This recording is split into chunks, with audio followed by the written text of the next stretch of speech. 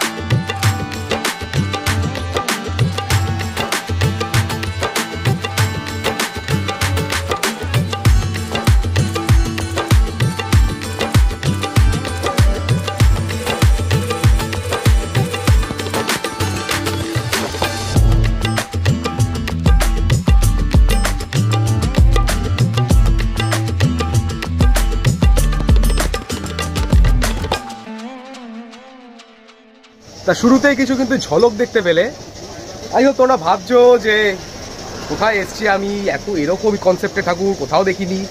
চলে এসছি চন্দননগরে। তো এই স্টুডিওটির নাম কি?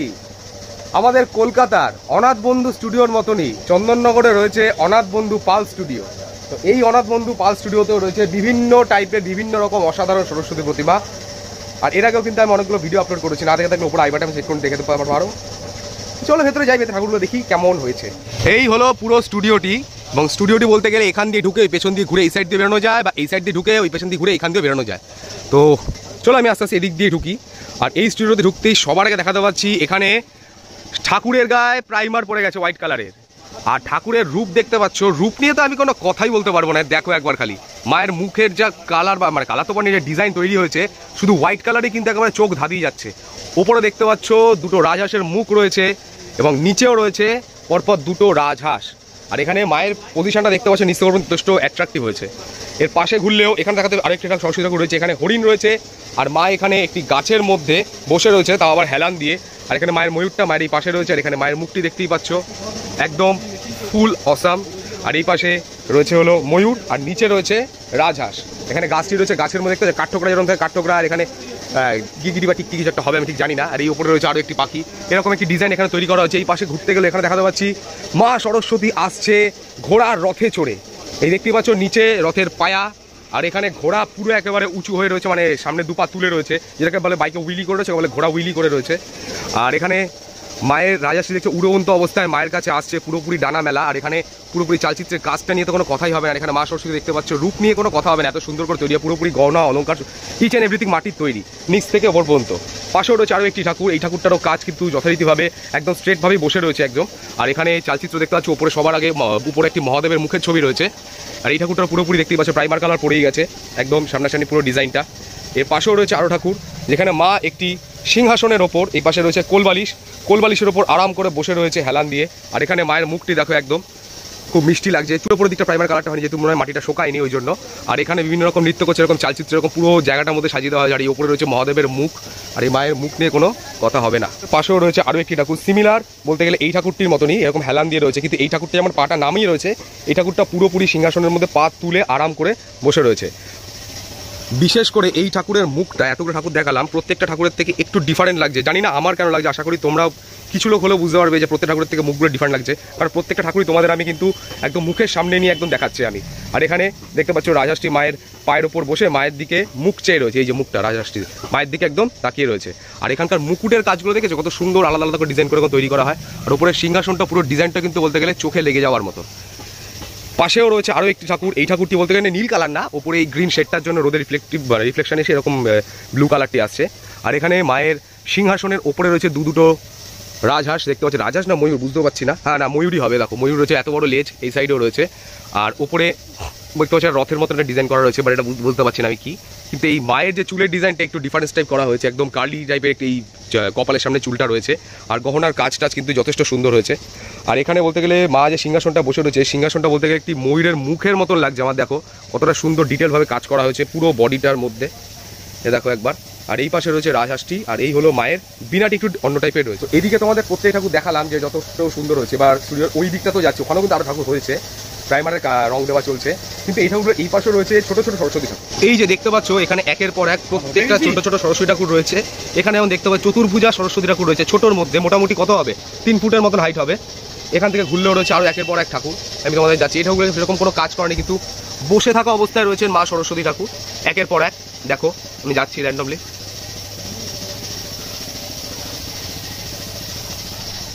আর এই পাশে রয়েছে আরো ছোট, মোটামুটি কত 1.5 ফুট হবে, 2 ফুট হবে না, এরকম সাইজের পরপর 4 থেকে 5টা ছোট ছোট সরস্বতী প্রতিমা। এরকম ভাবে দেখায় দেখাতে কোমরটা ঝুঁকে করছে না, কোমরটা ব্যথা হয়ে গেছে।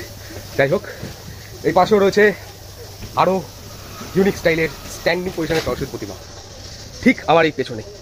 এদিকেও রয়েছে আরো, যেমন এই ঠাকুরটিকে দেখাতে পাচ্ছি সবার আগে, কত সুন্দর রাজহাঁসটি এখানে, মানে রাজহাঁসের পিঠের মধ্যে মা এখানে দাঁড়িয়ে রয়েছে। রাজহাঁসটি দেখতে পাচ্ছ ওটা গলাটা পেঁচিয়ে এই সাইডে ঘুরিয়েছে, আর মা এখানে রাজহাঁসের পিঠে একদম সোজাসুজিভাবে দাঁড়িয়ে এখানে বীণা বাজাচ্ছে। আর মায়ের যে শাড়ির মধ্যে যে অলঙ্কারের কাজগুলো মাটির কাজই বলতে গেলে সব কিছু 100% একেবারে রং যখন হয়ে যাবে না, মনে হবে না যে এগুলো মাটির কাজ হয়েছে, বলতে গেলে পুরোপুরি রিয়েল গয়না পরানো হচ্ছে, এরকম ডিজাইন মনে হবে। এই দেখো কত সুন্দর কাঁধের মধ্যে এই বীণাটিকে নিয়ে মা এখানে গান করছে বা এটাকে বাজাচ্ছে, এরকম ডিজাইন এখানে করা হয়েছে। আর দুপাশে রয়েছে দুটো ছেলে পরি, দেখতেই পাচ্ছ। এই পাশেও রয়েছে হলো আরও একটি ঠাকুর। মানে এতগুলো যে ঠাকুর তোমাদের দেখালাম, প্রত্যেকটি ঠাকুর মানে যখন প্রাইমারের আগে যে মাটির কাজটা কমপ্লিট হয় সেই রূপটি একবার তোমরা এখানে দেখতেই পাচ্ছ। এই ওপরেই দেখো কত সুন্দর এই কাজটি করা হয়েছে, আর এখানে পরপর একের পর এক গোলাপ ফুলের ডিজাইন দিয়ে সাজিয়ে দেওয়া হয়েছে প্রত্যেকটা চালচিত্র।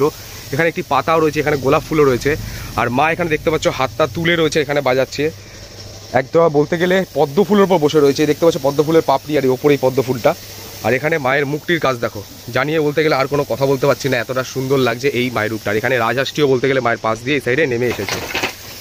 এই সাইডে ঘুরতে এখানে দেখাতে পাচ্ছি যে এখানকার একজন শিল্পী এই মা সরস্বতীর গায়ে প্রাইমার কালারটি দিচ্ছে। এই দেখো এখানে কত সুন্দর করে যত্ন করে এই প্রাইমার কালারটি দিচ্ছে। আর প্রাইমার কালার এই যে দেখতেই পাচ্ছি এখানেও কিন্তু রয়েছে।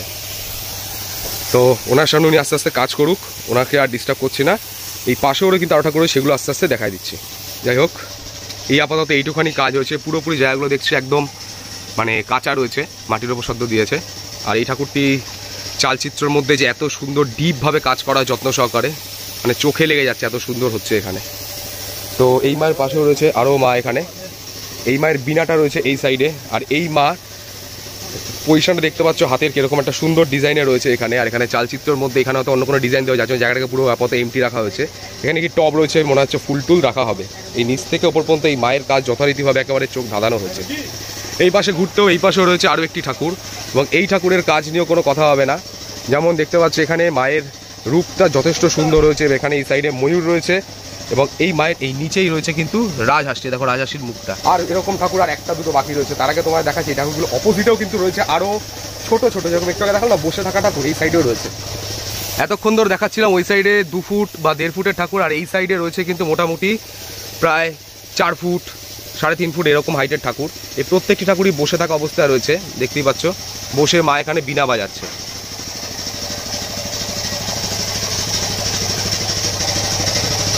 তো এই ঠাকুরগুলোর অপোজিটেই আরও একটা ঠাকুর রয়েছে ওরকম সুন্দর প্রাইমার কালার দিয়ে। জানি আমার আওয়াজটা অতটা ক্লিয়ার আসছে না, কারণ এখানে প্রাইমারের মেশিনটা চলছে এই জন্য। তো এখানে ঘুরতেও এখানেও রয়েছে আরও একটি ঠাকুর, ওই সেম টু সেম একই পশ্চারের মতন ডিজাইনই রয়েছে, কিন্তু যথারীতি যথেষ্ট সুন্দর হয়েছে। এবং এই দুদিকটা বুঝতে পারছি না, আকৃতিটা মাছের মতন, কিন্তু মুখের দিকটা একটা হাতির মতন টাইপের ডিজাইন রয়েছে। এই দুটো দিকের এই স্ট্রাকচারটা রং হলে বোঝা যেতে পারে কীরকম হয়েছে। বিনা টিনা সব কিছুর কাজই কিন্তু একেবারে পুরো যথেষ্ট একেবারে ক্লিয়ারভাবে রয়েছে এখানে। আর এই স্টুডিওর সব থেকে বড় ঠাকুর যেটা দেখতে পাই সেটা হলো এইখানে, এই শিল্পী এখানে নিচে পলিশিংয়ের কাজটা করছে, যত এক্সট্রা পার্টস ওইগুলোকে পরিষ্কার করছে। এখানে দেখছো রাজহাঁসটিকে, আর এখানে মা যে বেদিটার ওপর বসে রয়েছে, বেদিটা কতটা বড় দেখতেই পাচ্ছ। আর এই রয়েছে মা এখানে, কারণ এই মায়ের দেখতে পাচ্ছি মাটির অত কাজ হবে না, কারণ এই মায়ের পুরোপুরি অরিজিনাল শাড়ি পরিয়ে কিন্তু মাকে সাজানো হবে, মানে মাটির শাড়ির কোনো কাজ হবে না, অরিজিনাল চুল অরিজিনাল শাড়ি সব কিছু দিয়েই করা হবে। তো আপাতত এই ছিল অনাথ বন্ধু পাল স্টুডিওর অসাধারণ কিছু না অনেক সরস্বতী প্রতিমা। তো আমি স্টুডিওটির নাম্বার তোমাদের দেখিয়ে দিচ্ছি এবং ডেসক্রিপশনও দিয়ে দেবো। এই যে নাম্বারটা রয়েছে এখানে, আশা করি দেখতেই পাচ্ছ, এখান থেকে যারা স্ক্রিনে পজ করে নিয়ে নিতে পারো। যদি বুঝতে না পারো আমি ডেসক্রিপশনে নাম্বারটা দিয়ে দেবো, দোকান থেকে চেক আউট করে নিতে পারো। আর ভিডিওটি যদি ভালো লাগে অবশ্যই কিন্তু ভিডিওটিকে লাইক, কমেন্ট, শেয়ার যা যা আছে করে দিও। আর ফেসবুক থেকে দেখলে চ্যানেলটিকে ফলো করে দিও, আর ইউটিউব থেকে দেখলে সাবস্ক্রাইব করে পাশে থাকা বেল আইকনটি প্রেস করে দিও, কারণ যখনই নতুন ভিডিও আপলোড করব ইনস্ট্যান্ট সবার আগে তোমাদের কাছে নোটিফিকেশান চলে আসবে। তো চলো, দেখা হচ্ছে এরকমই আরও অনেক রকম সুন্দর সুন্দর সরস্বতী ঠাকুরের ভিডিও নিয়ে। আসছে আমি খুব শীঘ্রই। তো টাটা।